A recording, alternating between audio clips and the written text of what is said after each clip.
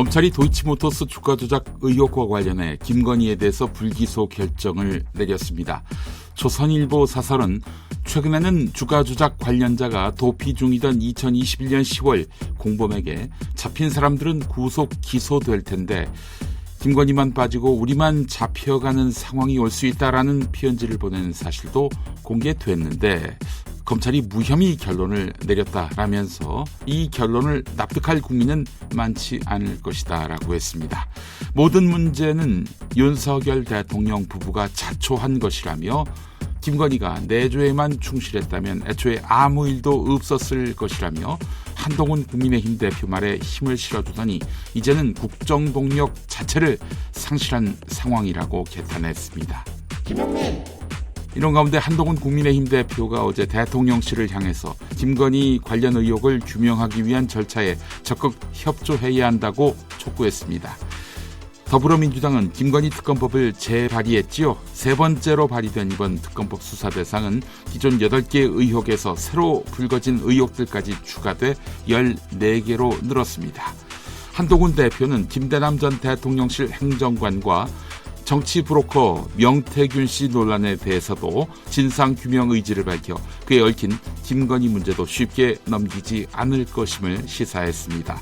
동아일보는 사설을 통해 의혹을 틀어막는다고 묻히지 않는다는 것은 검찰 출신인 윤석열 대통령이 누구보다도 잘할 것이라고 했습니다. 서울시 교육감 보궐선거에서 정근식 후보가 당선되자 국민의힘에서는 서울 등 수도권 민심 위반이 더 심각해졌다라는 반응이 나왔습니다.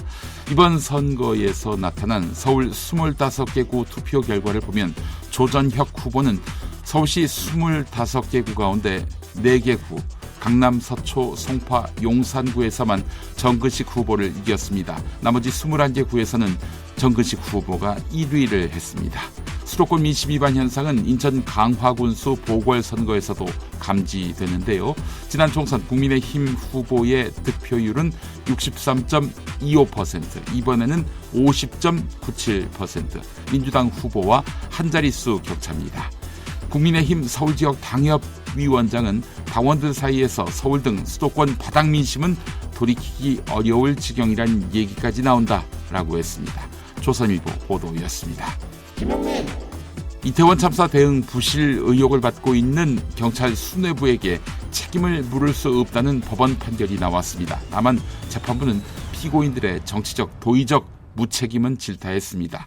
국가가 국민의 생명, 신체를 보호하고 질서 유지 기능을 잘 수행할 것이라는 믿음이 처참히 부서졌다라고 지적했습니다.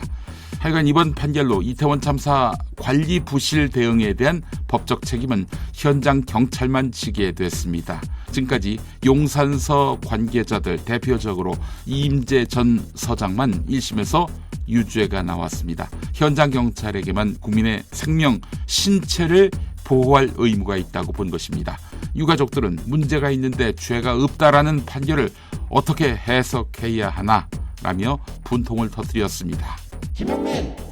그간 파행 논란이 거셌던 2인체제 방송통신위원회 위법성이 법원에서 명시적으로 지적됐습니다. 파장이 만만치 않을 것 같은데요.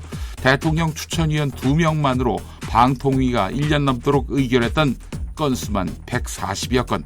네, 이 140여 건에 이르는 주요 현안들이 앞으로 줄 소송에 휩싸일 가능성이 커졌습니다. 2인이 결정한 것이 YTN 민영화고요. 또한 MBC와 KBS 등 공영방송의 이사 선임도 있습니다. 탄핵 심판 중인 이진숙 위원장이 복귀하더라도 상임위원이 충원되지 않으면 방통위가 기능 정지 상태에 빠질 수 있습니다. 오는 23일 차기 사장 최종 후보자 결정을 앞둔 KBS에서도 후폭풍이 현실화하고 있습니다. 사장을 결정하는 이사들이 2인 체제 방송통신위원회의 결정으로 선임됐기 때문입니다.